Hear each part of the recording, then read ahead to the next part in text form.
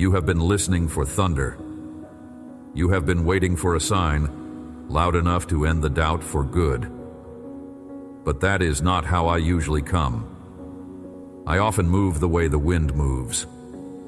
Not always loud, not always something you can point to, but real enough to bend the grass in a field, real enough to change the breath in your chest, real enough to move your life forward before you can explain how. And that same breath is moving over you right now, in this moment, as you hear these words. My word said this about me long ago. Like the wind, I come and go where I please, and you feel the stirring of it even when you cannot trace it. So the silence you have been living in was never empty. It only felt empty because you were straining for thunder while I was already at work in the quiet. Stay close and let me answer the one question your heart has been turning over for years without ever quite saying out loud. Here is the question, and I think you know it well. If a father has truly been good to me, why does the goodness stay so hard to see?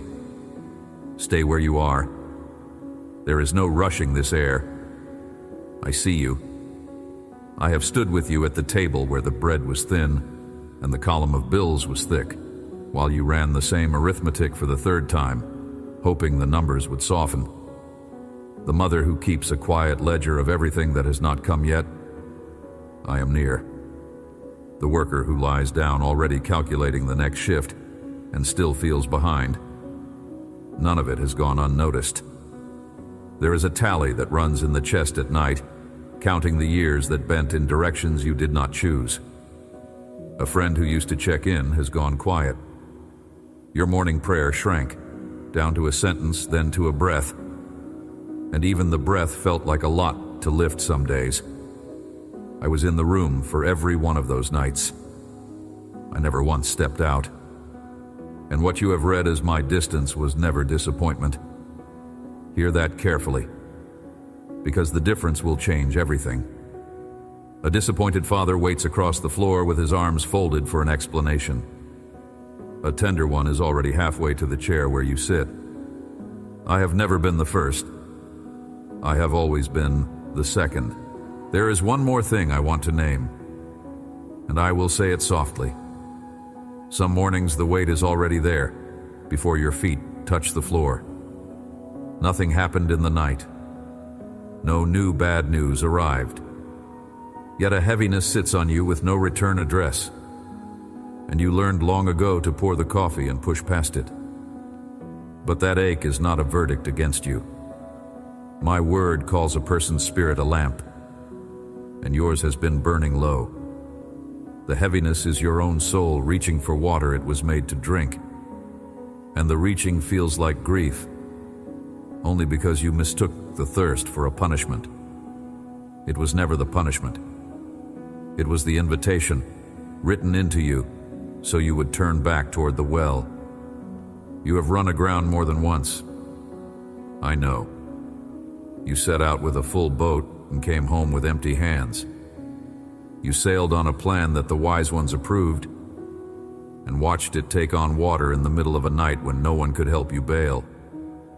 People who once trusted you started looking past you on the street, and respect drained out of a room the moment you walked in. The shame of that stayed longer than the loss did. But hear what I witnessed. While you were still soaked and ashamed on the shore of it, you did something far braver than you have ever credited yourself for. You turned back. You did not buy your way back with a polished speech or a record to lay on the counter. You came with nothing in your hands and nothing left to trade. And empty hands were exactly what I had been waiting to fill.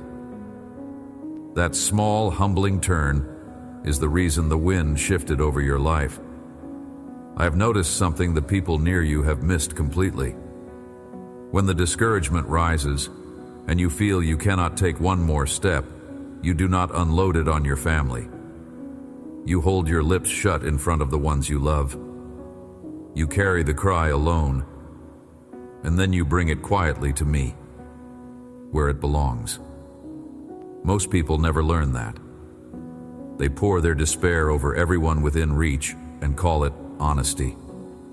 You learned, through more pain than I would have chosen, to speak your discouragement into my ear and no one else's. I do not grow angry when you come and tell me you cannot go on. I honor you for it.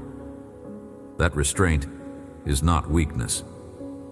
It is the steadiness of someone the fire was quietly shaping while you stood inside it.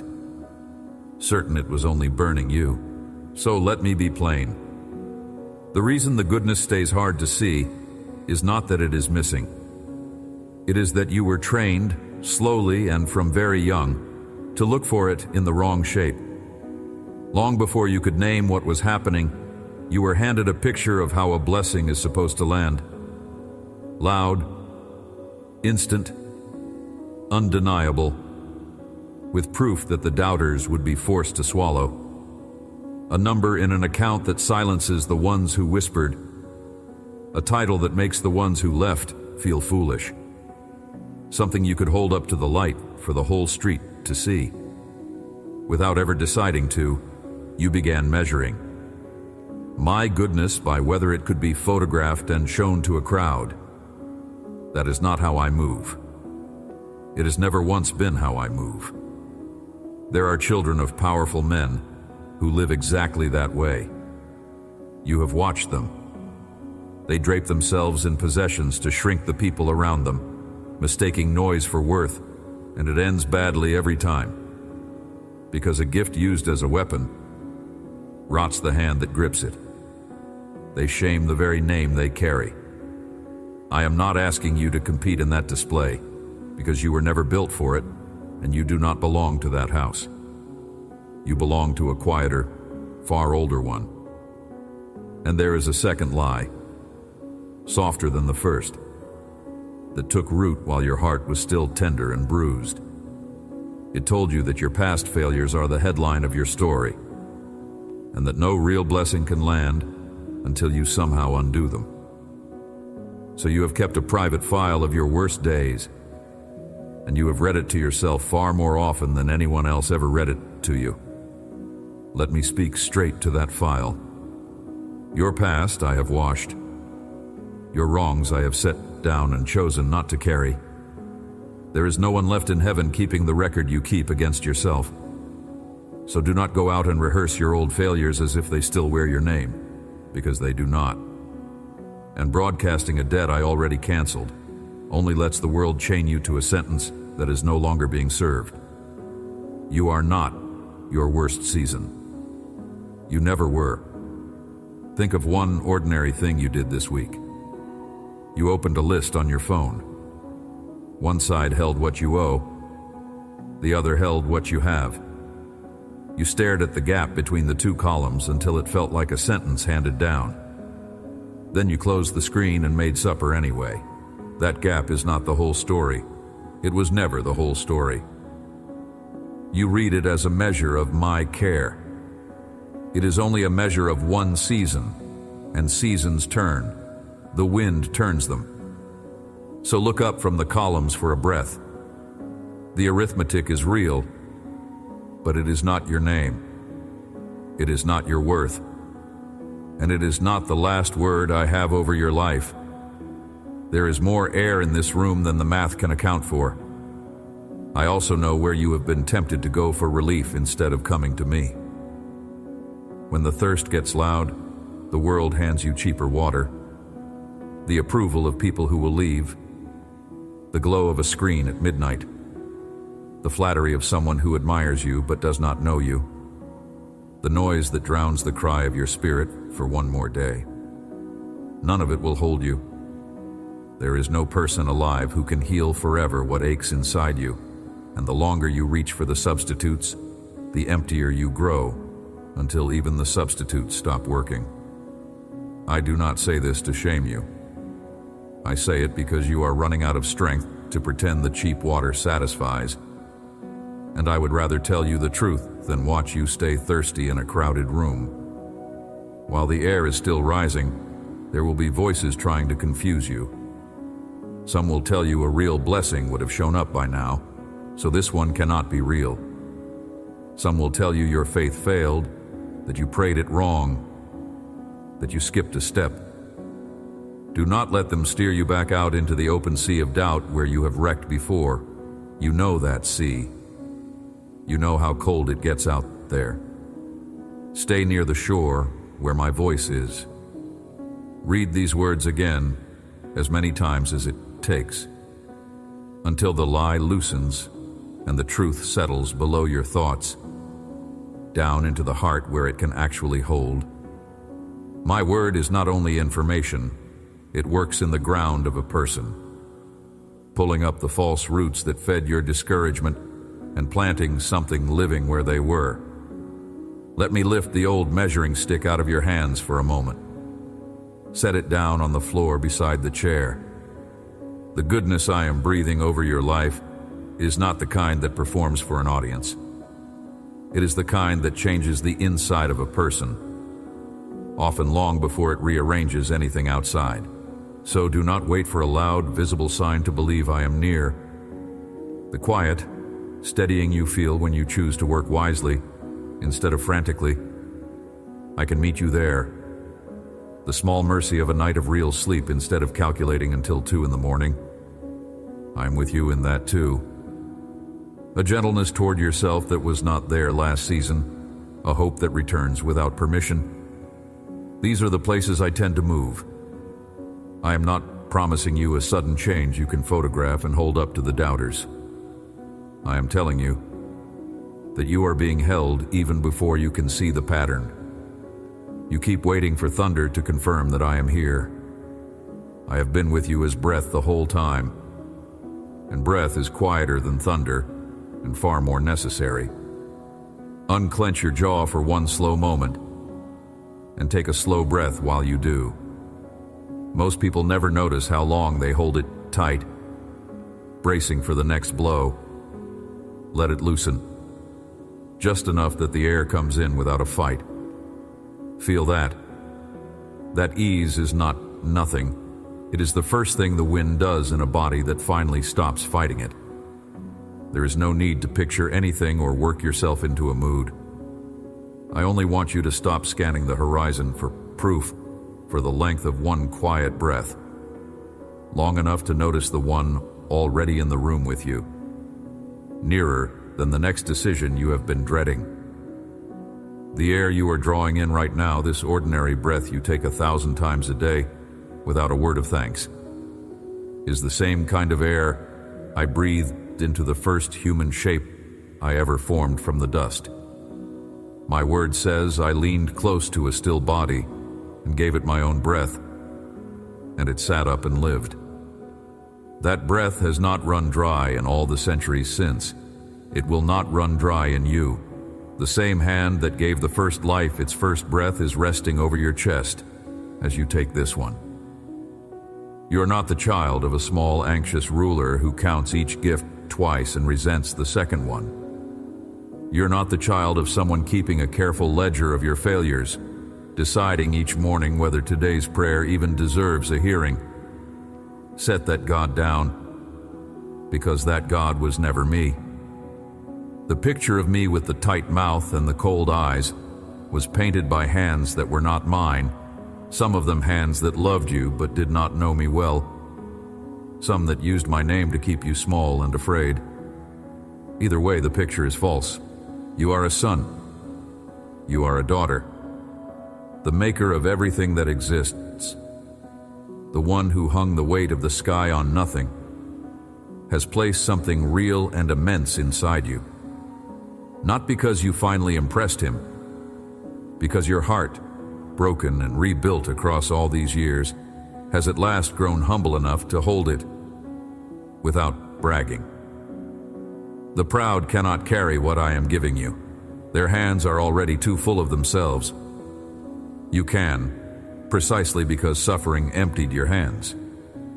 The very thing you thought disqualified you is what shaped hands open enough to receive. If this message found the place in you that needed it, write moving in the comments. A small way of marking the truth you are choosing to hold today. And while you are there, you will find 7 short letters resting in the pinned comment above, one for each of the next 7 mornings. Take them whenever you are ready.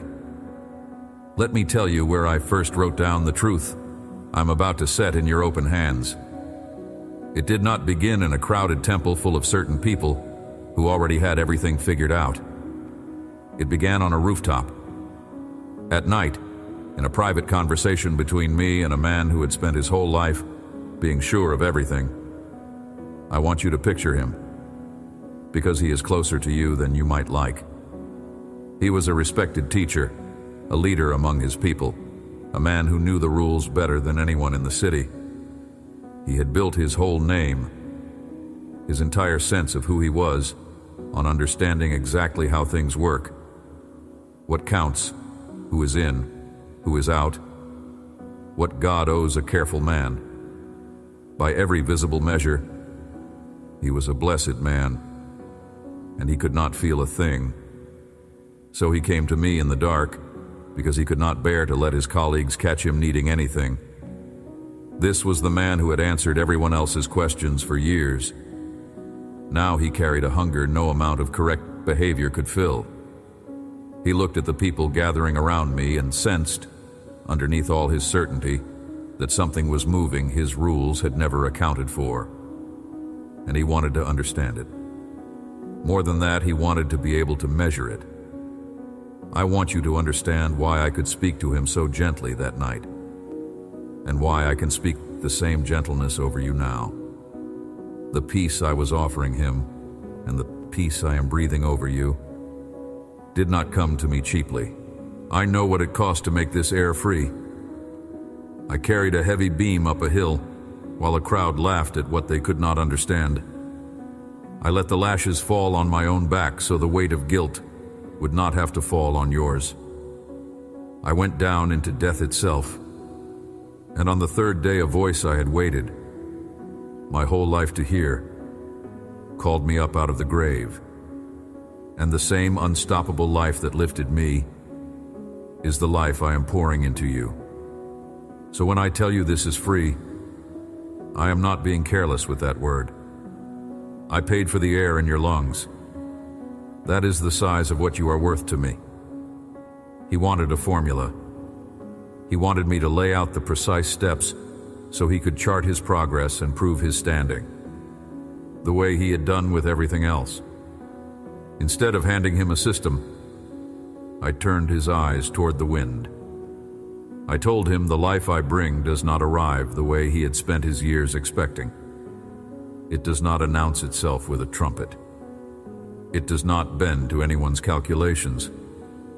It comes from a direction he could not trace and travels to a place he could not predict. And it is not one bit less real for being impossible to measure. He had been trying to earn a breeze by keeping a ledger, and I told him the wind does not read ledgers. This is what I said to him on that roof. John, chapter 3, verse 8. The wind blows where it wishes, and you hear the sound of it, but you cannot tell where it comes from or where it goes. So it is with everyone who is born of the Spirit. Hold that line a moment. Read it slowly. The wind blows where it wishes. You hear it. You cannot trace it. You cannot own it. And still it is real. Still it moves. Still it lifts. You catch the rush of it as it passes by. That is all I am asking of you. Not to capture the wind, not to bottle it, not to make it perform on command in front of witnesses, only to notice it moving through your ordinary days. You cannot tell where it comes from. That single phrase has unsettled you for years, though you never said so out loud. You have wanted to track the goodness the way you track a package, to know the exact day and the exact shape it will land in. But the things that arrive on a schedule you control are small things, by definition. What I'm sending toward you is far too large to fit inside a timetable. If you could predict it, it would not be me. And notice the last clause, the one the teacher could not get past. So it is with everyone who is born of the Spirit.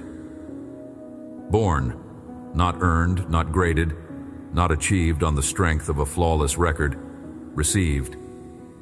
He had spent a lifetime trying to qualify, and I was offering him the one thing no qualification could reach. Look closely at that man on the rooftop, because he is more like you than you may want to admit. He had spent his whole life trying to see God by being good enough, by getting the rules exactly right, by never once giving heaven a reason to withhold. And for all his discipline, all his unbroken record, he had never felt a single breeze. He was a careful man sitting in a tidy, perfectly still room, wondering why nothing ever moved. I told him the secret was not more effort or a cleaner record or one more law kept faultlessly. The secret was being born of something he could never manufacture on his own, a spirit that moves like wind, freely, without permission, reaching first and most tenderly toward the very ones who have given up on earning it. He could not feel the goodness for the exact reason you cannot feel yours. He was straining to see a result he could grade and report. I was offering a life he could only ever receive with open hands. Open your hands now, both of them, palms up, the way a person waits for rain. Not to grab, just to stop gripping for one breath. Notice what it does to the rest of you when the hands stop clenching. Then look back at the question I asked you at the start of all this. If a father has truly been good to me, why does the goodness stay so hard to see? Here is the answer, and keep it where you can find it again. You cannot see it yet because you have been searching the one place it will never appear. The column of evidence you could show to other people. The wind never shows up in that column. It refuses to. It shows up in the grass bending in the field, in the breath returning to the one who thought they were finished, in the run-aground heart that somehow has peace at a table still too thin by every visible count. You have been straining your ears for thunder to confirm me. The goodness has been the sound of the moving air the whole time, right beside your head. And you, carried by my spirit through a turning you thought was too shameful to count, were never asked to trace where the wind comes from or chart where it goes. You were only ever asked to feel it lift you and to let it carry you forward. Notice, too, what I did not say to that teacher. I did not say the wind is too mysterious to trust. I did not say that because you cannot trace it, you should give up on feeling it. I said the opposite. You will know it by what it stirs. The wind is invisible, yes, but it is not silent, and it is not absent. It announces itself by what it moves. You cannot photograph it, but you can stand in it. You cannot schedule it, but you can be carried by it. The bent grass is proof enough. The cool on your face is proof enough.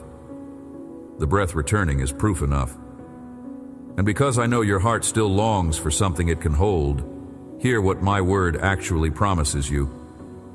So you anchor your hope to the right thing. It does not promise that the doubters will be silenced on a date you can circle, or that one particular loss will reverse by a deadline you set.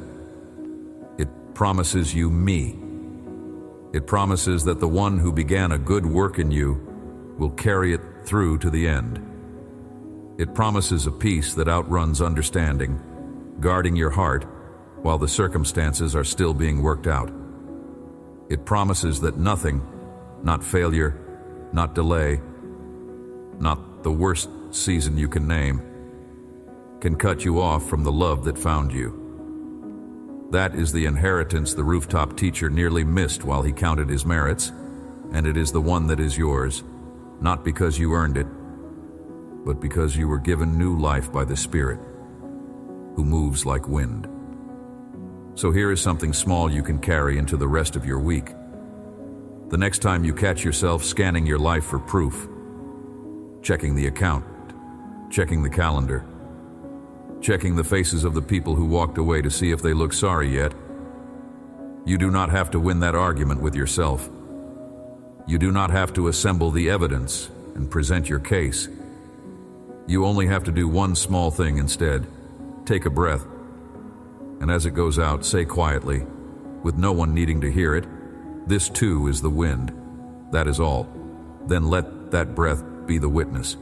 You do not need a second one, because the one who made the air is the only witness that ever counted. You will not feel transformed the first time you try this. You may not feel anything at all by the 10th time, and that is allowed. The old habit of demanding proof was built over many years, and it comes down one quiet brick at a time. But somewhere around the 30th morning, you may notice you reached for the breath before you reached for the worry. Somewhere around the 50th, you may catch yourself at the thin table feeling oddly, inexplicably steadied, unable to point to what changed. And on some perfectly ordinary day, you will realize you have stopped demanding that the goodness prove itself to you at all, because you finally learned to hear the sound of it moving. And the demanding had quietly fallen out of your hands without your noticing it go. And here is what often surprises the ones who keep at it. A lightness can find its way back in. Not all at once, and not on a schedule you can set, but it has a way of returning. You may catch a flicker of the way you felt in the years when your heart still ran over with plans, before the wrecks taught you to brace for the next loss. You may find a quiet desire to work, to build, to live, stirring again in a way you thought had been used up in you. That is the wind doing what wind does. It is the love that first found you, the way it found you on the day you first knew me, before anyone taught you to keep score of my goodness. Some plain moment, in the middle of nothing special, your eyes may fill, not with the old grief, but with a clean joy that surprises even you. If someone catches it and asks what is wrong, you will not have to hide it. You can tell them the truth. You can say you are simply feeling the love of a father who has never stopped breathing over you. Even through the years you could not feel a thing. So do not take a single step backward into the old story. Do not throw away the goodness you are only beginning to feel, just because it did not arrive in the shape you were taught to expect. Let this be a season where new plans can draw their first breath, where some lightness can find a heart that had nearly forgotten it could. Many people would give anything to know what I want you to know, that you are loved by the Father who made the sky. You can know it in the unseen way that lasts. I am moving in you the way the wind moves, quiet, unhurried, and impossible for anyone to stop. I am moving in you the way the wind moves, toward the one who could never earn it, freely, until they are lifted clean off the ground they were stuck to. That is my word, spoken over your whole life, and what I have breathed into the air does not fall back down empty. It does the thing I sent it to do. Amen. If today's words found something real in you, there are 7 free letters resting in the pinned comment below. 1 for each of the next 7 mornings. Take them when you are ready. Pass this along to someone who has been waiting to feel a goodness they cannot quite see yet, and follow along, so the next reflection finds you. You were never meant to stand in this wind by yourself.